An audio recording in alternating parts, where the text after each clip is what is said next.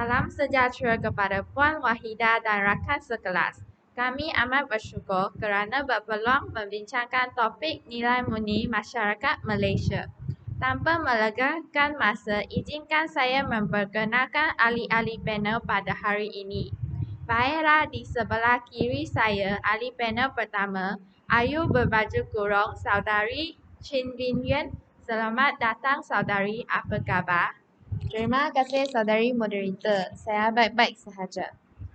Seterusnya, ahli panel kedua nampak pemalu tapi bijak-bijak berkata-kata, Saudari Ong Zishan. Selamat datang saudari, apa khabar saudari? Amat baik saudari moderator. Terima kasih. Dan di hujung sana yang kacak lagi segak bergaya, Saudara Liu Junjie. Selamat datang juga saudara. Saudara apa khabar? Saya berada dalam keadaan yang baik. Salam forum buat semua. Salam perkenalan dengan semua ahli panel. Kembali kita kepada topik forum kita pada hari ini, iaitu nilai murni masyarakat Malaysia. Baiklah, sebelum saya menyimpang lebih jauh, eloklah kiranya kita menelusuri apakah sebenarnya yang dimaksudkan dengan nilai murni. Nilai murni didefinisikan sebagai perlakuan yang baik, peradaban dan tata susila individu manusia dalam hubungannya sesama manusia, alam dan Tuhan. Soalan saya kepada ahli panel pertama, apakah cara-cara mengamalkan nilai murni dalam kalangan masyarakat Malaysia? Terima kasih kepada saudari moderator. Antara langkah prima untuk mengamalkan nilai murni dalam kalangan masyarakat adalah melalui rombakan sistem pendidikan. Dalam hal ini, kita terpaksa meletakkan tanggungjawab penting ini kepada pihak pendidikan. Pendidikan merupakan wahana yang berkesan untuk mentarbiyah masyarakat. Melalui pendidikan, kita diajar, dibimbing dan diasuh untuk menjadi insan yang kamil dan holistik, sama ada dari aspek jasmani, rohani, intelek dan emosi. Bukan itu sahaja, pendidikan juga mampu melahirkan insan yang berhemah tinggi dan sentiasa mengamalkan nilai-nilai murni. Hal ini juga turut disedari oleh Menteri Pelajaran kita. Oleh sebab itu, beliau telah mengarahkan agar kurikulum semua mata pelajaran yang sedia ada dirombak semula. Rombakan ini dapat dilihat melalui penerapan nilai-nilai murni yang berkaitan dengan amalan budi bahasa dalam mata pelajaran bahasa Melayu, iaitu melalui cerpen, novel, drama dan puisi yang diajarkan dari peringkat tingkatan 1 hingga tingkatan 5. Mantan Perdana Menteri Tun Dr. Mahathir Mohamad pernah menyatakan bahawa kita perlu mencontohi sikap masyarakat Jepun. Walaupun negara mereka semakin maju, namun masyarakatnya masih mengekalkan nilai-nilai murni di samping mengamalkan budaya dan adat resam bangsa mereka. Mereka percaya bahawa dengan mengenali asal-usul bangsa serta keindahan bahasa dan budaya mereka, mereka dapat melahirkan rakyat yang tinggi semangat cinta akan negaranya. Semangat inilah yang membawa negara mereka pada kemajuan kerana rakyatnya sanggup berkorban jiwa dan raga demi negara yang tercinta. Jelaslah bahawa dalam usaha untuk memupuk amalan nilai murni, maka tidak boleh tidak perubahan dalam sistem pendidikan perlu dilaksanakan.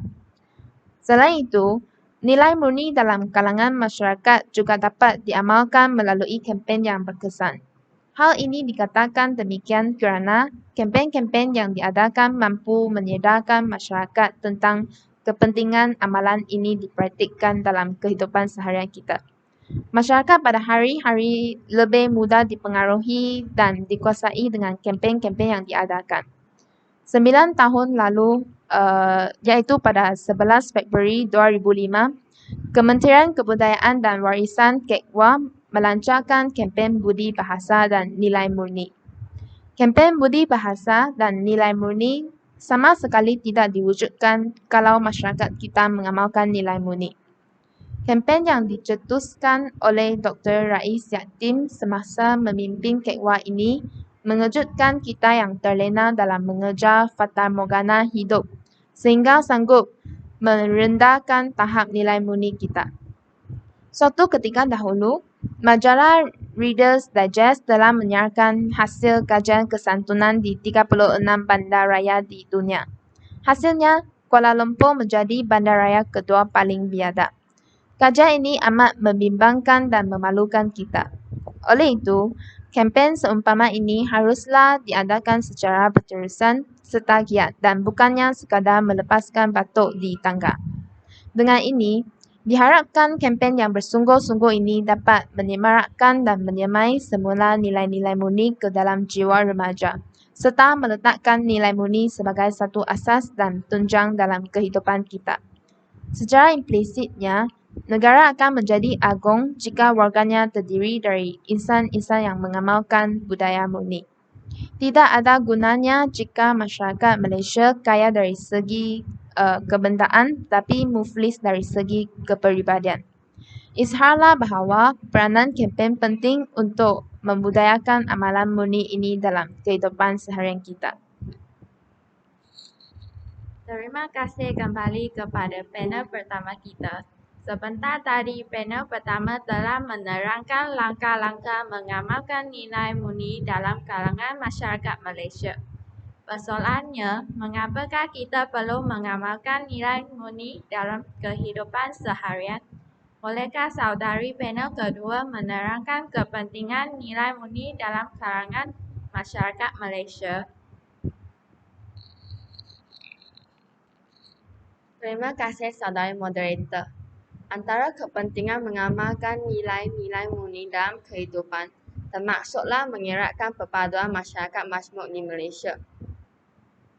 Hal ini dikatakan demikian kerana setiap rakyat di Malaysia saling menghormati, menyayangi sesama anggota masyarakat dan bertoleransi dalam kehidupan.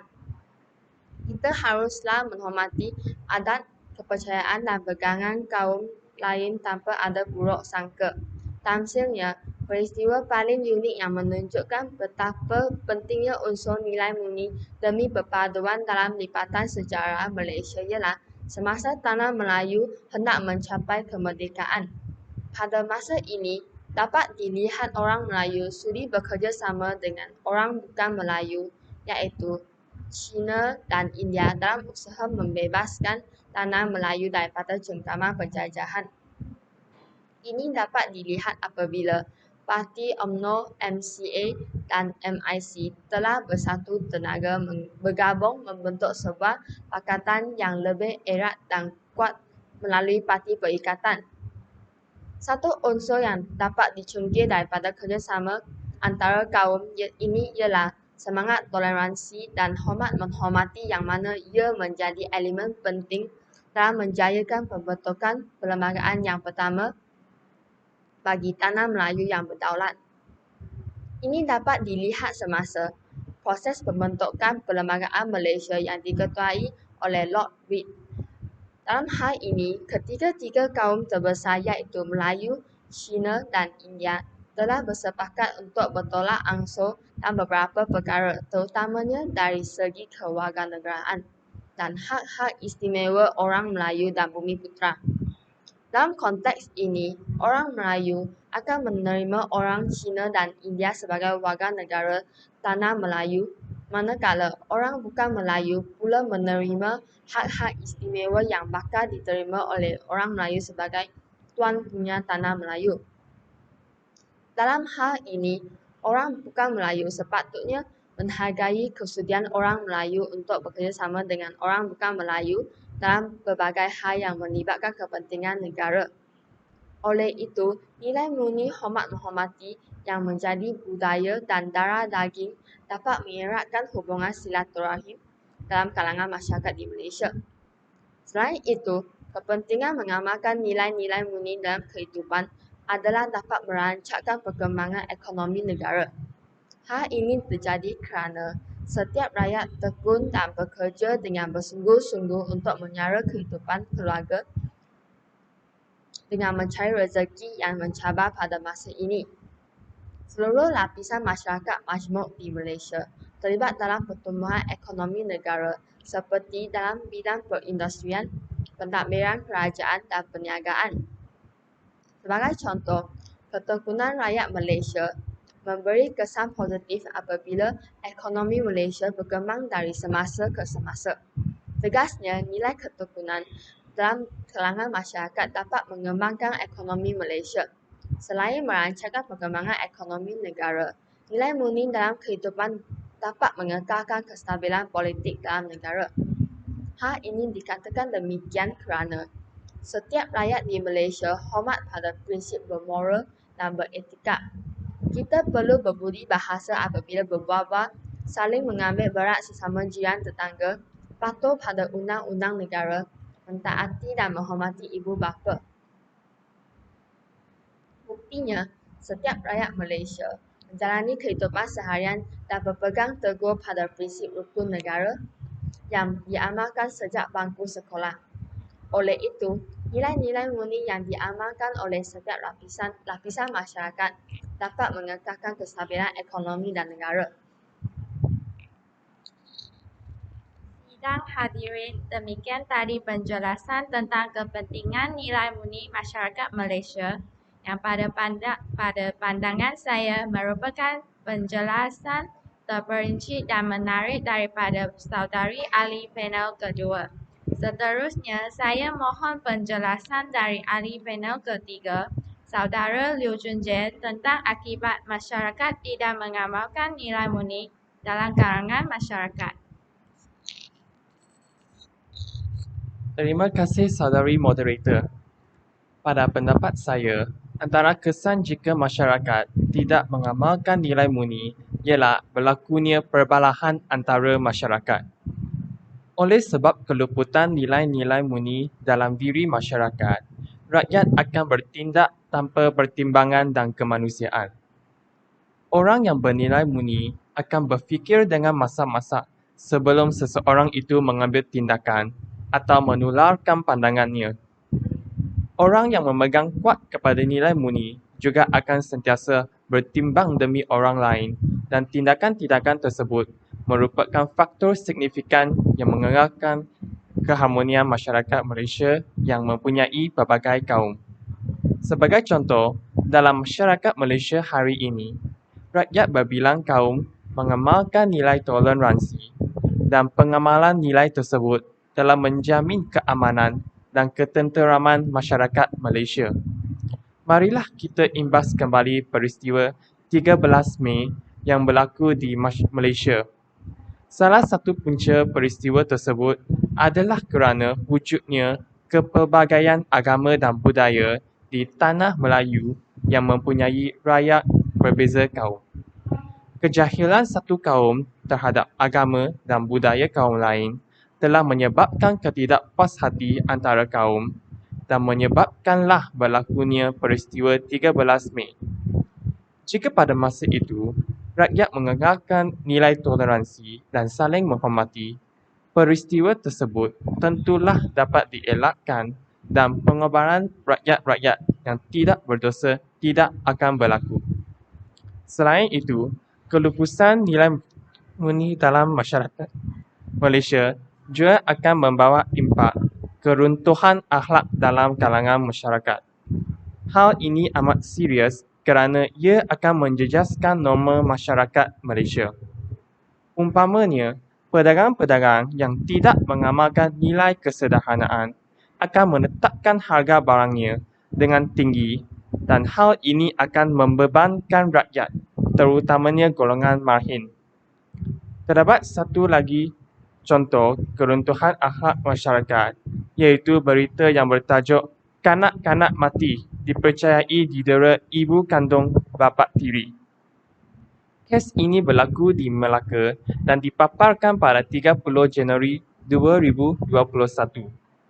Menurut berita tersebut, seorang kanak-kanak ditemui mati di dalam sebuah tong air di rumahnya dengan kesan cedera dan lebam di beberapa anggota badan. Mangsa tersebut hanya berumur 7 tahun dan dipercayai telah didera oleh kedua-dua ibu kandung dan bapa tirinya sebelum kematian. Daripada peristiwa ini, dapat diketahuilah betapa dahsyatnya jika masyarakat tidak mengamalkan nilai murni.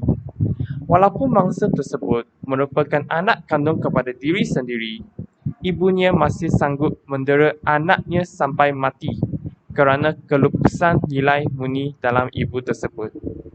Jika ibu tersebut mengamalkan nilai kasih sayang, adakah kisah ngeri ini berlaku? Jawapannya adalah tidak.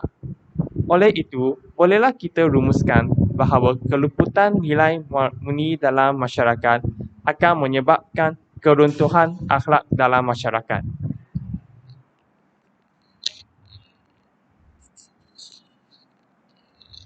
Terima kasih saya ucapkan kepada ketiga-tiga ahli panel kita kerana sudi hadir untuk membicarakan forum ini.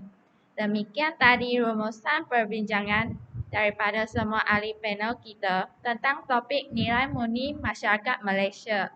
Konklusinya, pengamalan nilai-nilai murni amat penting untuk mengekalkan keharmonian dan kemakmuran kehidupan dalam kalangan masyarakat Malaysia. Oleh itu, pengamalan nilai murni haruslah diimplementasikan dan dipupuk melalui perkara kecil dalam kehidupan seharian kita sejak bangku sekolah. Semoga apa yang kita dapat hari ini tidak sekadar masuk telinga kanan, keluar telinga kiri, tetapi menjadikan isi-isi forum ini sebagai peringatan untuk memantau tingkah laku dan peradaban kita sepanjang hayat. Dengan ini, marilah kita meneruskan forum kita dengan sesi soal jawab. Soalan pertama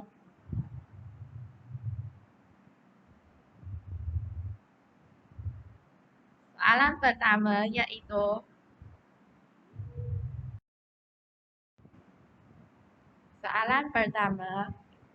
dari saudari Harini Karunagaran, iaitu berdasarkan contoh yang saudara berikan bagi keruntuhan akhlak dalam masyarakat, pedagang telah meningkatkan harga produk mereka. Tetapi pada hari ini, harga bahan mentah semakin tinggi. Oleh itu, bukankah peningkatan harga produk merupakan tindakan yang wajar untuk memastikan keuntungan pedagang? Saya ingin memaparkan soalan ini kepada saudara ahli panel ketiga. Terima kasih atas pertanyaan anda. Ya, tidak dapat dinafikan bahawa harga bahan mentah hari ini semakin meningkat.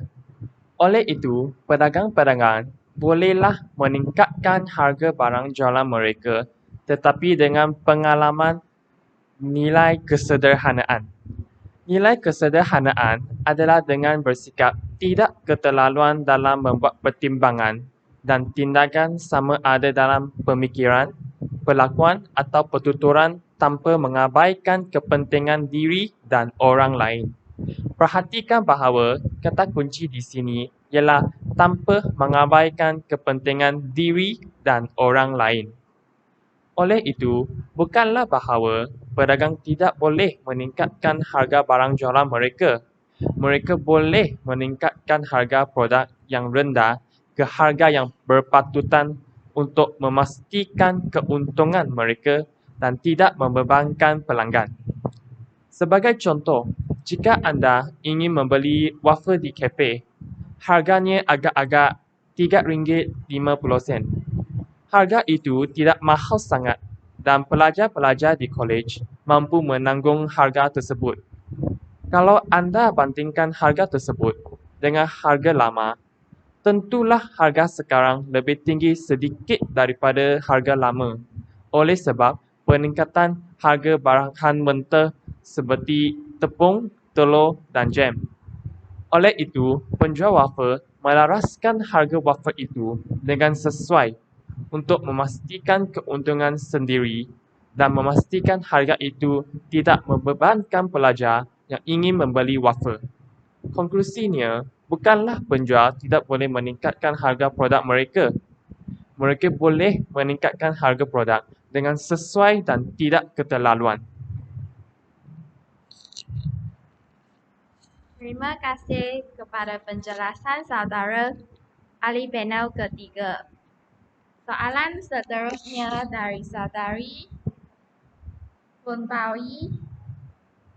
Adakah benar bahawa nilai murni masyarakat Malaysia kian runtuh? Buktikan. Izinkan saya mengajukan soalan ini kepada ahli panel kedua. Terima kasih saudari moderator. Ya benar. Pada pendapat saya, nilai murni masyarakat Malaysia memang kian runtuh. Apa yang amat menyedihkan ialah nilai murni yang menjadi tunjang kemanisan dan keindahan masyarakat Malaysia pada suatu ketika dahulu telah mula pudar daripada menjadi amalan masyarakat di negara ini. Di antara nilai dan amalan mulia yang mulai pudar di negara ini ialah hormat menghormati dan toleransi. Sifat hormat menghormati telah mulai pudar daripada amalan hidup seharian dalam kalangan masyarakat di negara ini. Anak-anak sudah mulai kurang hormat kepada ibu bapa atau guru-guru. Golongan muda sudah mula hilang hormat kepada golongan tua juga. Sifat hormat menghormati di antara satu kaum dengan kaum yang lain juga sudah mula pudar. Oleh kerana sifat dan nilai hormat menghormati ini semakin pudar dalam kalangan masyarakat pada hari ini, maka berlakulah berbagai perkara yang tidak diingini seperti pertelingkahan, perpecahan dan sebagainya. Sifat toleransi pula memainkan peranan yang amat penting untuk memastikan rakyat berbagai kaum di Malaysia hidup aman dan damai sepanjang masa. Masyarakat di negara ini perlulah mempunyai sifat toleransi yang tinggi kepada bangsa lain selagi mana ianya tidak menjejaskan peraturan dan adat resam masyarakat di negara ini. Sifat toleransi ini menjadi lebih utama kerana keberbagai bangsa, agama dan adat resam dalam negara ini memerlukan sifat toleransi yang tinggi untuk diamalkan dalam kalangan masyarakat Malaysia pada hari ini. Walau bagaimanapun, sifat toleransi ini sudah mulai pudar dalam kalangan masyarakat. Senario ini dapat dilihat di jalan raya yang sesak apabila ada dalam kalangan pemandu yang memotong barisan tanpa mempedulikan pemandu lain yang sabar menanti untuk bergerak ke hadapan.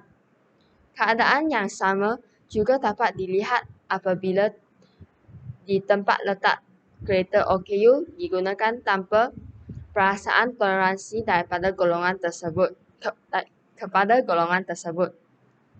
Untuk memastikan masyarakat Malaysia untuk terus dalam keadaan harmoni dan aman, sifat toleransi ini perlulah dimiliki dan diamalkan oleh setiap lapisan masyarakat di negara ini. Terima kasih kepada saudari Ong Zishen. Seterusnya, soalan daripada saudara Li Zuo.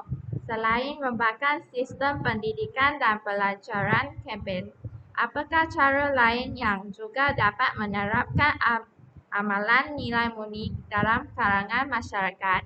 Mohon ahli panel pertama menjawab soalan ini. Terima kasih saudari moderator. Pada pendapat saya, pihak ibu bapa merupakan salah satu pihak yang memikul tanggungjawab perdana dalam menerapkan amalan nilai murni dalam kalangan masyarakat. Seperti yang kita sedia maklum, ibu bapa merupakan insan yang paling dekat dan terhampir dengan anak-anak mereka.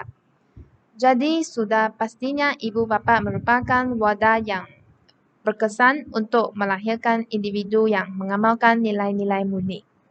Menurut nada yang serupa, ibu bapa berkewajipan mendidik dan membimbing anak-anak mereka. Ibu bapa lah yang mencorak kain anak-anak mereka, sama ada hitam ataupun putih. Jika baik, maka baiklah impak yang diterima dan di sebaliknya. Ibu bapa wajib menerapkan ilmu agama dan nilai-nilai murni di dalam diri anak mereka bagi membentuk peribadi dan sosial yang mulia. Tidak hanya mencukupi pengajaran formal yang diterima di sekolah. Di rumah juga ibu bapa perlu memainkan peranannya kerana melentur buluh biala dari rebungnya. Sebagai contoh, ibu bapa menjadi teladan kepada anak-anak kerana ibu bapa merupakan contoh yang paling utama dalam hal akhlak dan penghayatan nilai-nilai murni. Sekiranya ibu bapa menghayati ajaran agama di rumah, maka hal ini akan menarik anak-anak untuk mengikutinya. Tambahan pula, ibu bapa hari ini semakin sibuk dengan mengejar kemewahan dan material hidup sehingga sanggup mengabaikan anak-anak mereka. Sejajar dengan itu, ibu bapa hendaklah meluangkan masa bersama-sama ahli keluarga untuk menyemai nilai-nilai murni dalam jiwa dan sanubari anak-anak. Tamsilnya, ibu bapa membawa anak-anak mereka bercuti ke pusat perangingan yang terdapat di dalam Malaysia.